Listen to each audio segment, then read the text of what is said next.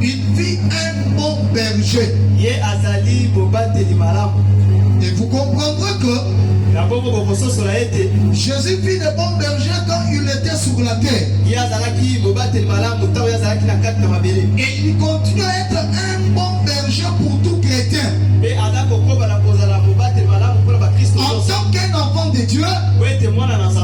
En tant qu'un enfant de Dieu, tu es un bon berger.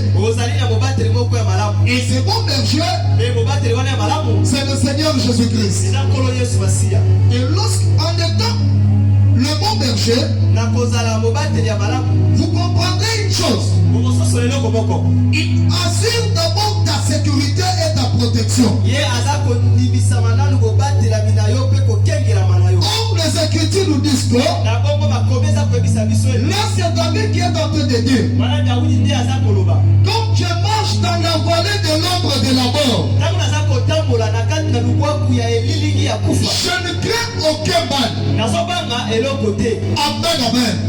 Lorsque dit quand je marche, comme moi David je traverse la vallée de l'ombre de la mort, je ne crains aucun mal. Car tu es avec moi. J'aimerais dire à une personne, dans toutes ces choses que tu es en train de vivre, tu es un bon berger. Or, lorsque tu es un bon berger, il t'assure d'abord la sécurité et la protection. Oh, Christ est en train de dire, je suis le bon berger. Le bon berger donne sa vie pour ses brebis. J'aimerais te dire dans cette soirée, en tant qu'un enfant de Dieu, tu es un bon berger. Celui qui assure ta sécurité. Celui qui assure ta sécurité et ta protection. Et lorsque tu es un bon berger, lorsque David est en train de dire, lorsque je marche dans la vallée de l'ombre de la mort, je ne crains aucun mal. Alléluia. Alléluia. Alléluia.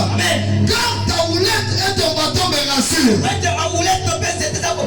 Lorsque David était dans l'ombre de la mort ou dans la vallée de l'ombre de la mort, lorsqu'il dit je crains aucun mal, c'est que dans la vie de David, il avait un bon berger. Il était sûr de son Dieu. J'aimerais dire à une personne, dans ces vallées que tu es en train de traverser, j'aimerais te dire dans cette soirée, que tu n'es pas seul. Malgré toutes ces choses qui se passent dans ta vie, mais Jésus-Christ t'assure d'abord la sécurité. Jésus-Christ t'assure aussi ta protection. Oh, j'aimerais dire à une personne, quand tu traverses dans la vallée de l'ombre de la mort, mais tu as la parole de Dieu. Lorsque tu as la parole de Dieu, je ne crains aucun mal. J'aimerais te dire, ne crains rien. Parce que tu es en train de boire la parole de Dieu. Amen. Amen. Alléluia. Amen. Si dans ce temps ici, vous passez de divers problèmes, tu sens que ta vie est dans l'insécurité, tu sens qu'il n'y a personne pour te soutenir, mais j'aimerais dire à une personne, même dans la vallée de l'ombre de la mort, mais tu as la parole de Dieu. Et lorsque tu as la parole de Dieu, malgré ses ennemis, alléluia, alléluia. Est-ce que tu es en train de croire la parole de Dieu? Amen. Alléluia. Amen. Un jour, Jésus-Christ était avec ses disciples. Il dit à ses disciples, Passons de l'autre bord. Là, Christ était dans la barque avec ses disciples. Et les Écritures nous disent quoi? Jésus-Christ vit endormi. Et il y a eu une si grande tempête qui s'était élevée dans le bateau.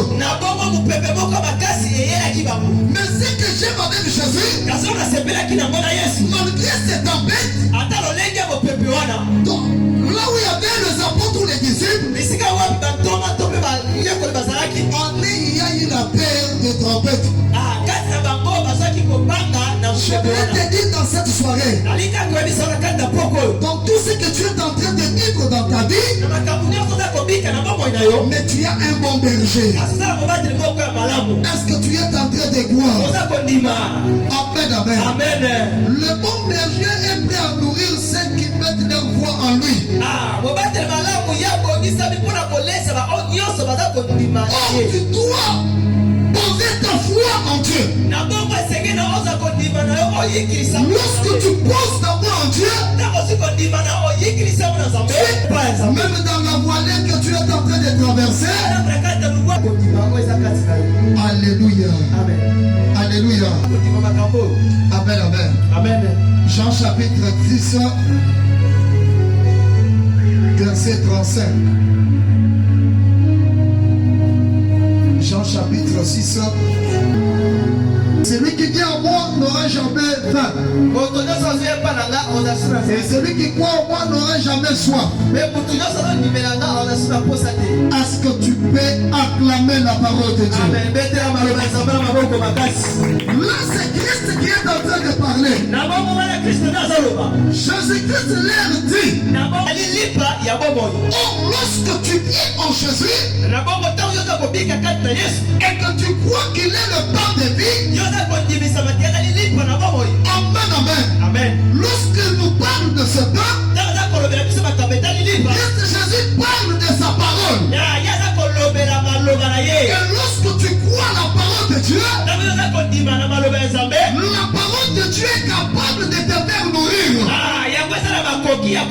Et lorsque tu mets ta foi dans la parole de Dieu, cette parole est capable de transformer des choses dans ta vie. J'aimerais dire à une personne dans cette soirée, mets ta foi dans la parole de Dieu. Lorsque tu développes ta foi dans la parole de Dieu, cette parole est capable de te faire nourrir. J'aimerais adresser à une personne dans notre 11e jour, mets ta foi dans la parole de Dieu. Lorsque tu mets ta foi dans la parole de Dieu, même dans la vallée de l'ombre de la mort, cette parole est capable de te faire nourrir. Je m'adresse à une personne. Peut-être tu es déjà désespéré dans la parole de Dieu. Tu ne crois plus aux choses de Dieu. Mais mets ta foi en Dieu. Lorsque tu développes ta foi en Dieu, malgré les choses que tu es en train de traverser, la parole de Dieu est capable de réparer. Je voulais adresser à une personne. Peut-être ton frère est déjà affaibli. Mais réveille ta foi.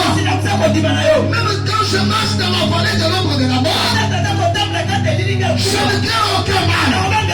Parce que dans ces vallées, tu as la parole de Dieu.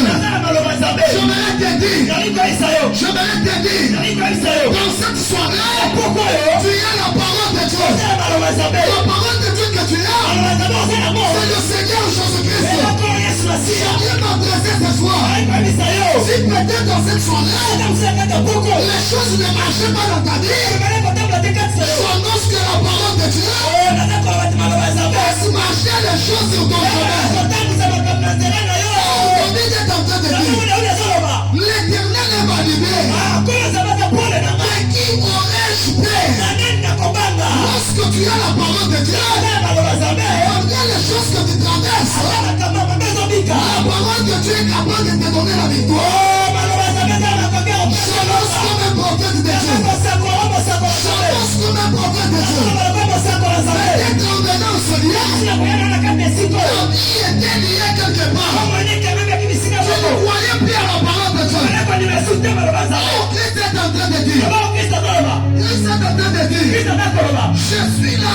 j'ai la vie. Lorsque tu ne crois qu'il est la vie, il est capable de restaurer les choses.